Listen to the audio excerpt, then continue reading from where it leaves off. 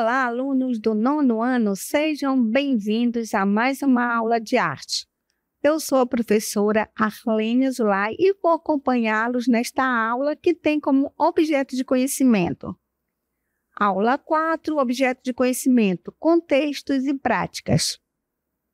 Detalhamento, arte contemporânea, arte conceitual, pop art, expressionismo abstrato, minimalismo, hiperrealismo e a influência da arte indígena, africana e europeia nas artes brasileiras. A prática das artes visuais e as artes integradas nas dimensões da vida social, cultural, política, histórica, econômica, estética e ética. E vamos dar ênfase a esses dois movimentos, que é o minimalismo e o hiperrealismo. E agora vamos dar início a esta aula.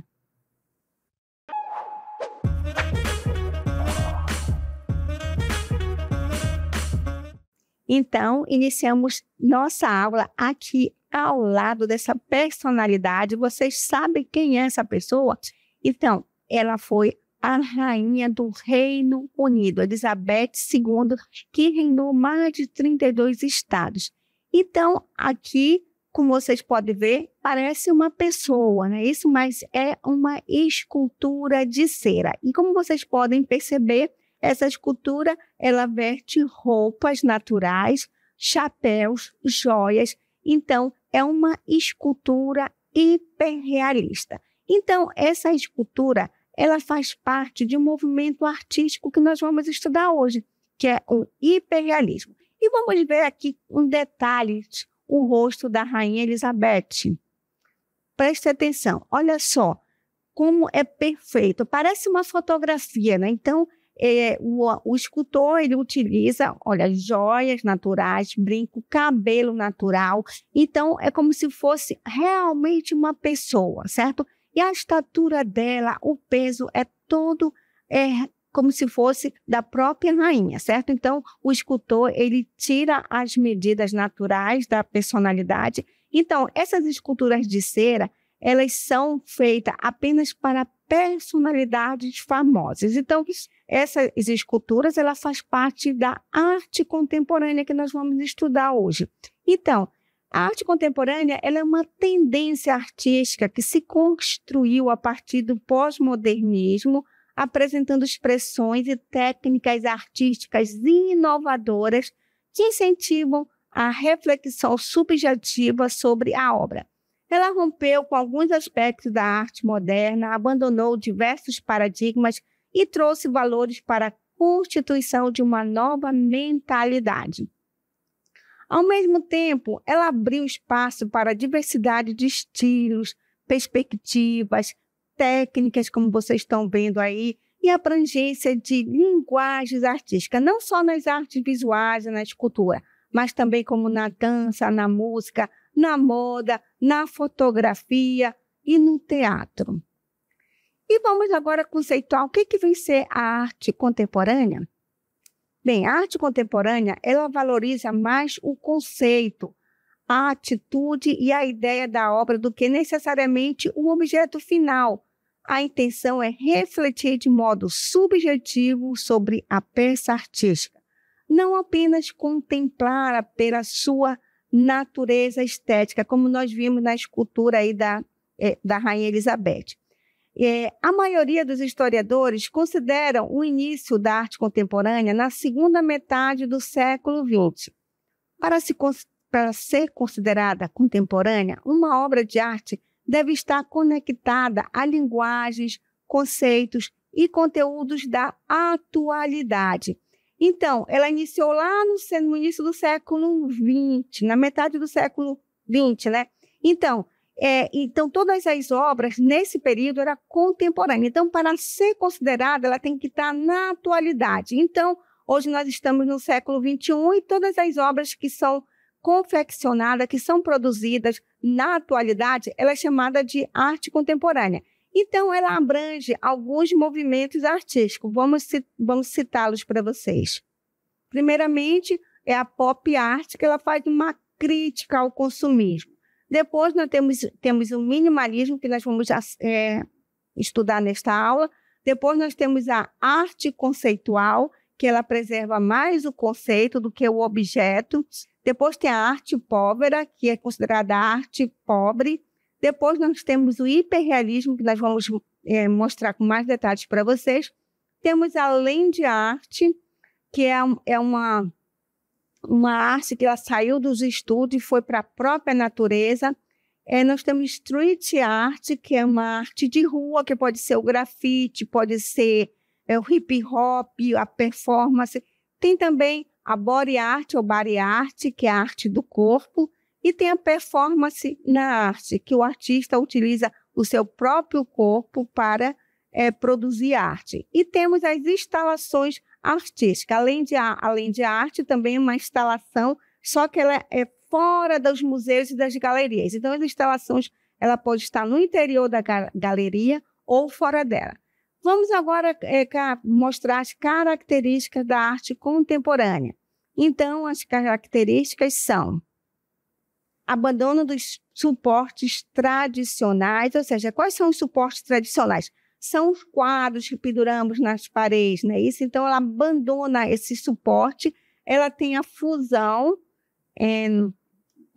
a fusão entre arte e vida. Então, ela saiu das galerias, foi para a rua e ela faz uma identidade do povo. Por exemplo, os grafites. Aqui nós temos vários grafites aqui no Amazonas, em Manaus. Então, os artistas, eles colocam a identidade, por exemplo, do povo amazonense ali, nos grafites nas paredes da cidade. O uso de novas tecnologias e mídias. Hoje, os artistas, eles fazem as suas artes. Por exemplo, a arte digital, que ele utiliza os meios, a internet, para divulgar seus trabalhos. E também o suporte dos seus quadros pode ser o próprio computador, certo? E também ela mistura estilos artísticos. Ela pega a técnica da arte acadêmica, da arte moderna e da arte contemporânea. Então, ela mistura aí vários estilos. E também tem obras interativas em que o espectador interage com a obra, principalmente nas instalações. E obras que questionam a definição da arte. E também existe a aproximação com a cultura popular. Então, ela saiu da arte erudita, das galerias, dos museus e foi para as ruas, entendeu? Então, ela interage muito com a cultura popular. E o uso de diferentes materiais para a produção das obras. Então, ela usa diversos materiais, ela usa madeira, utiliza, por exemplo, nas instalações, ela pega o objeto, coloca dentro da galeria de arte e o espectador interage. Então, vamos mostrar para vocês agora uma arte tradicional. Todos vocês conhecem aqui o quadro da Mona Lisa, certo? E aqui nós temos um suporte tradicional. Bem, o quadro da Mona Lisa está um pouco grande, certo? Mas ele tem 77 de comprimento e 55 de largura, certo? Então, é uma obra que está exposta no Museu do Louvre e é uma das obras mais visitadas. Então, na arte contemporânea, houve o abandono dos suportes tradicionais, ou seja, do quadro pendurado na parede, certo?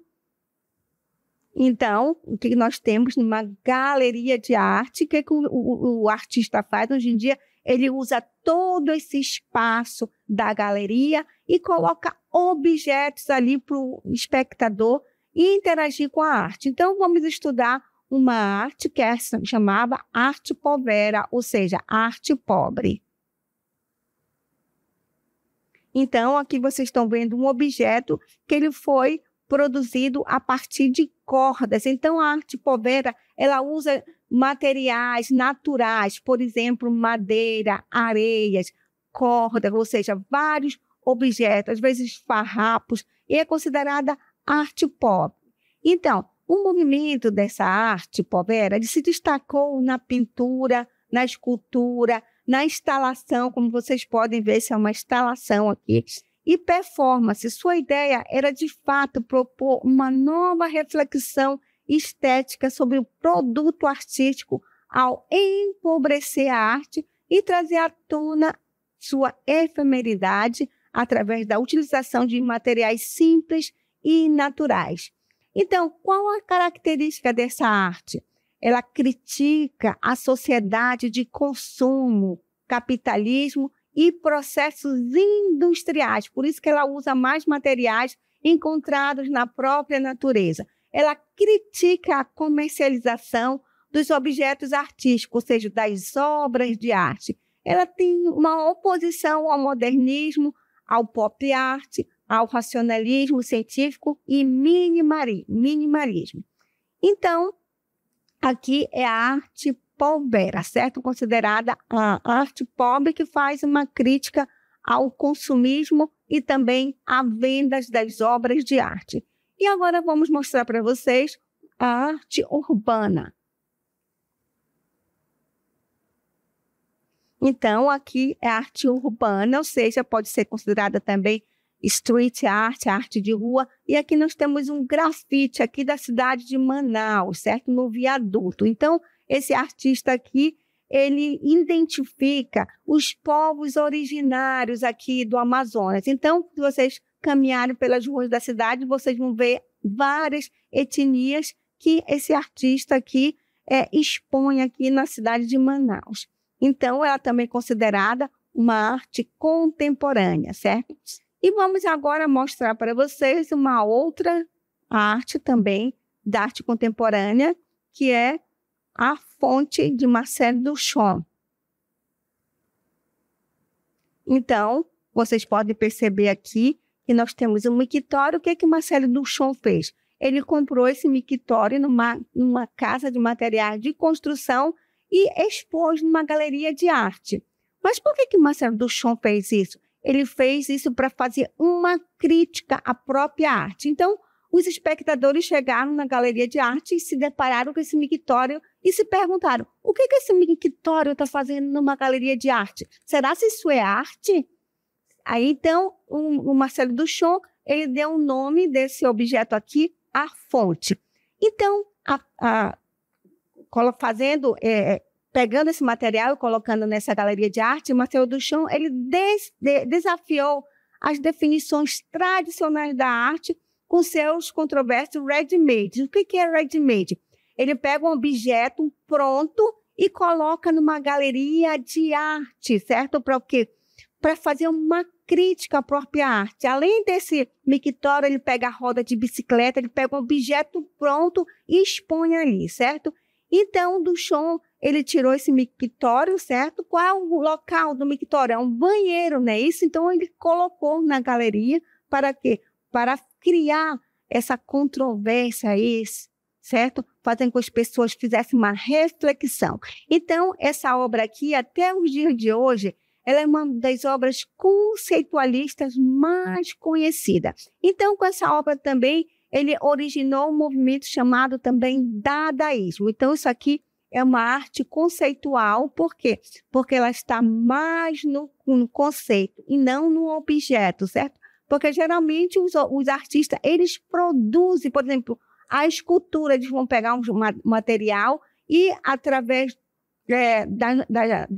vai esculpir, certo? Ou no mármore, na madeira, mas Duchamp, ele pega o objeto já pronto, certo? E agora vamos mostrar para vocês uma outra manifestação artística, que é o minimalismo. Então, a palavra minimalismo se refere a uma série de movimentos artísticos, culturais e científicos que percorreram diversos momentos do século XX e preocuparam-se em fazer o uso de poucos elementos fundamentais como base de expressão. Bem, nas artes plásticas, o minimalismo surgiu em Nova York, ainda na década de 1950, quando um grupo de artistas passou a lançar mão de poucos elementos para fundamentar suas obras, abusando de atributos visuais criados a partir de um pequeno número de cores. As obras minimalistas possuem um mínimo de recursos e elementos. Então, numa obra minimalista, você não vai ver uma obra figurativa, você não vai ver nenhuma pessoa, não vai ver paisagem, não vai ver objeto. Então, a pintura minimalista, ela usa um número limitado de cores, ela não utiliza muitas cores, como a arte abstrata, ela vai pegar o mínimo de cor e ela privilegia formas geométricas simples, repetidas simetricamente. Então, o Donald Jump e Frank Stella, Robert Morris e Carl André, eles foram os representantes do minimalismo que quebraram as barreiras na pintura e escultura, criando objetos caracterizados por formas geométricas e materiais industriais. Olha só, parecido lá com a arte conceitual do Marcel Duchamp, ele utiliza materiais industriais, ou seja, descolados da geração anterior de pintores expressionistas abstratos. Lembra do expressionista? Que o pintor, ele pega as suas emoções, ou seja, algo abstrato do seu interior, então ele pinta e ele deforma a imagem. Então, no minimalismo, ele é contra esse estilo de pintura. Eles tentaram evitar associações metafóricas, simbolismo e sugestões de transcendência espiritual, como faziam os expressionistas. Então, vamos agora às características da arte minimalista. Simplicidade, objetividade e ausência de narrativa. Utilização de cores básicas, evitando muitas variações de tonalidades. Exploração das formas geométricas e das formas simples, na maioria das vezes com contornos nítidos. Recusa de recursos abstracionistas e metafóricos com enfoque na objetividade. Produção de obras em série e repetição de elementos estéticos. Valorização da instalação ou do ambiente onde a obra é exposta, certo? Então, vamos mostrar para vocês uma obra minimalista. Então, olha só. Vocês estão vendo alguma figura, algum objeto, alguma paisagem? Não. O que o artista minimalista ele pinta nas suas obras? Formas geométricas muito simples, ele usa contornos muito nítidos, como vocês podem ver, as cores pretas e as vermelhas. Ele usa o mínimo de cores possíveis e aí ele usou uma iluminação, certo? Então, a arte minimalista de Dan Flab. Então, sempre que vocês observarem uma pintura que tem mínimo de figuras, mais simples possível, poucas cores, é uma pintura minimalista. E agora eu vou mostrar para vocês uma escultura minimalista. Olha só, aqui ao meu lado. Então, como foi falado, ele usa objetos industrializados. Então, nessa escultura aqui, certo? O Donald Jurt, ele priorizou a fabricação modular e o uso de material industrial pré-fabricado sobre as técnicas artesanais da escultura tradicional, contrapondo-se ao expressionismo abstrato. Então, na busca de distanciar suas obras da bela arte clássica, os minimalistas tentaram remover delas a aparência de comportamento formal e eliminar todos os sinais das influências anteriores da produção de objetos. Assim, repudiam, criticam e evitam a tradição de composição relacional da arte europeia, considerado entre eles ultrapassado. Então, os minimalistas, eles usam o mínimo possível de objetos. Então, eles preferem objetos pré-fabricados, como vocês estão vendo nessa escultura. E vamos mostrar agora uma outra obra de Pierre Mondrian. Preste bem atenção nessa obra. Aí vocês verificam esses contornos nítidos aí, preto, ou seja, são retas, verticais e horizontais, aí pintado de preto, e ele utiliza as cores primárias, o azul, o amarelo e o vermelho. E, mais uma vez, mostrando aqui ao meu lado, vocês observam aqui que todas as obras de Pierre Mondrian, ele coloca composição número 10. Então, os nomes são composição para que as pessoas não fiquem imaginando outras formas aqui. Então, todas as obras dele são dadas nomes de composição através de numeração. Aí vocês veem aqui, como eu já falei, as retas aqui, verticais, horizontais e as cores aí primárias. Então, Pierre Mondrian, que viveu entre 1872 e 1944, ele foi um pintor neerlandês modernista. Ele criou um movimento artístico neoplasticismo. O neoplasticismo ele defendia uma total limpeza espacial para a pintura, reduzindo-a a seus elementos mais puros e buscando suas características mais próprias. Essa era a nova arte plástica pura que ele acreditava ser necessária para criar a beleza universal. Então, Pierre Mondrian, influenciado pela pintura abstrata, inúmeros estilos e movimentos artísticos importantes, por exemplo, pintura de campo de cores, expressionismo, abstrato e minimalismo, ele decidiu limitar sua pintura às 3 cores primárias, como vocês viram, vermelho, azul e amarelo, e aos 3 valores primários, preto, branco e cinza, e as 2 direções primárias, horizontal e vertical. Então, agora a gente vai mostrar para vocês uma arte minimalista de um outro artista. Então, observe bem essas obras. Vocês estão vendo apenas uns riscos, né? Então, um dos principais protagonistas da arte minimalista é Saul Leftit, que criou nos anos 60 estrutura composta de elementos cúbicos derivados de cubos e em variações organizadas. Olha aqui. Então,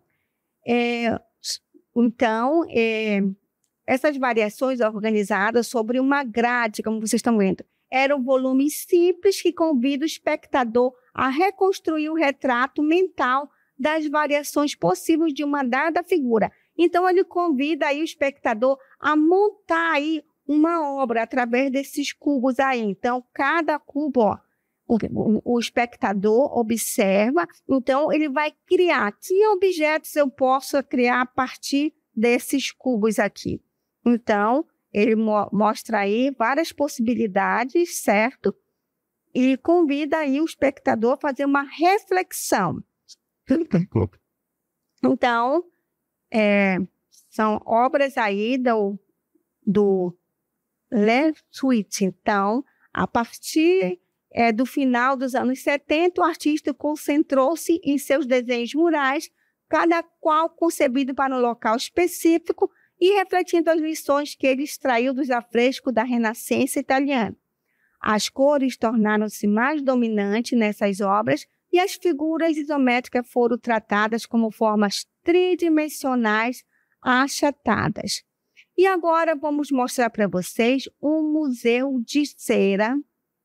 Aqui nós temos o Museu Madame Tussauds, que fica lá em Nova York. Então, o Museu de Cera é um museu no qual existe a exposição de peças feitas de cera, usualmente retratando animais extintos ou celebridades. Ele foi fundado em Londres em 1835 pela escultora Mary Tussauds.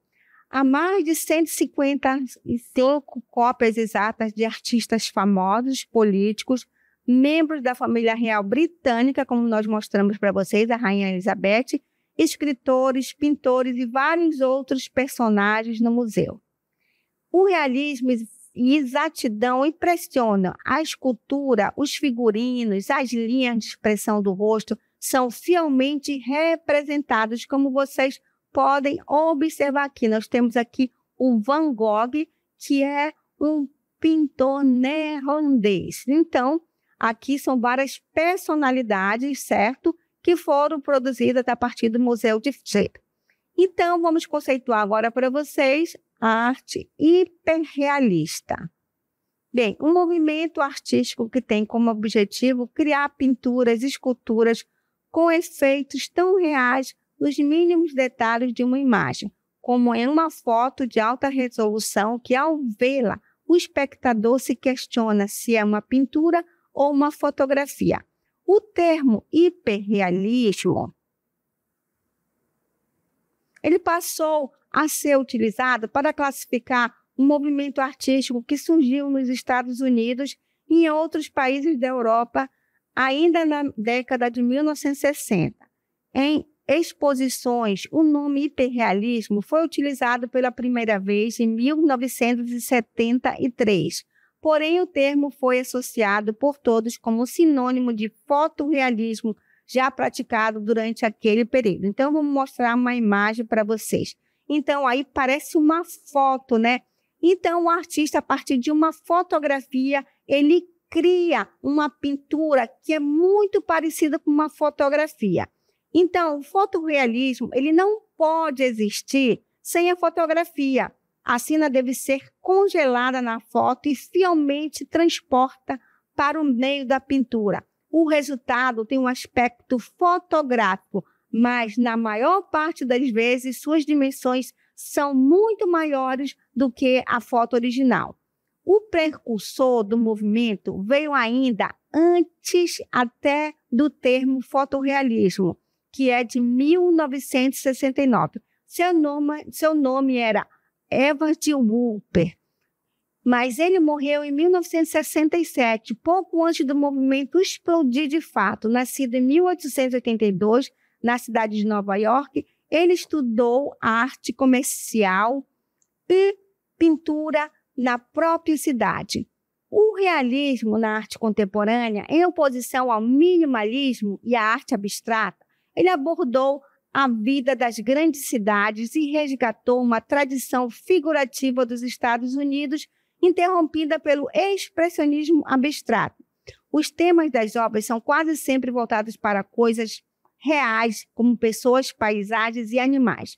E vamos mostrar uma outra imagem aí do hiperrealismo. Então, ele pega uma fotografia e faz uma pintura e você, ao observar, você pensa que é uma foto. Então, a diferença em relação ao fotorrealismo está na maior minúcia dos detalhes, na alta definição geral da imagem, que torna os objetos representados aparentemente mais palpáveis e concretos, com uma ilusão de realidade maior do que a própria fotografia. Alguns acreditam que os hiperrealistas também acrescentam maior emotividade às obras do que os fotorrealistas. E vamos mostrar agora para vocês uma escultura hiperrealista. Aqui vocês podem observar, ela é produzida em tamanho muito maior. Então, aqui é a cabeça de um ser humano, que ela é gigantesca, e aqui o escultor, ele usa cabelos, ele usa cílios. Então, para produzir, essa obra aqui é de Hans Ronald Muck, mais conhecido como Hans Muck. Ele é um escultor australiano hiperrealista que trabalha na Grã-Bretanha. Suas obras são incrivelmente realistas. As esculturas são feitas manualmente. Quando muito grandes, ele recebe ajuda de assistentes. Primeiro são moldadas em argila, depois fundidas em silicone a partir de um molde. Ron utiliza resina, fibra de vidro, silicone e argila nas esculturas. Ganha uma textura parecida com humanos reais pela penetração de luz nessas camadas de plástico. Os cabelos e pelos são colocados um a um, os olhos implantados, pinta a íris dos olhos, a mão e depois recobre essa pintura com uma esfera de vidro ou resina transparente, além de receberem roupas e acessórios. Se não fosse o tamanho de suas esculturas, elas seriam facilmente confundidas com pessoas, como lá no Museu de Cera. Ou são muito grandes ou muito pequenas, jamais do tamanho humano. Então, Hans Ronald Muck, ele registra nos mínimos detalhes do corpo humano, sempre brincando com a escala para produzir imagens visuais envolventes. Para atingir a perfeição dos detalhes, chega a demorar quase meses para produzir uma escultura. Com isso, afirmou-se como um grande especialista em obras hiperrealistas. Então, vocês puderam perceber nessa aula que são dois movimentos bem diferentes um do outro. O minimalismo, ele usa menos formas possível, ele coloca cores bem simples, só figuras geométricas, e já o hiperrealismo, ele é o mais real possível. É como se fosse ali uma escultura humana verdadeira, se não fosse o tamanho dela gigantesco. Então, dessa forma, finalizamos nossa aula.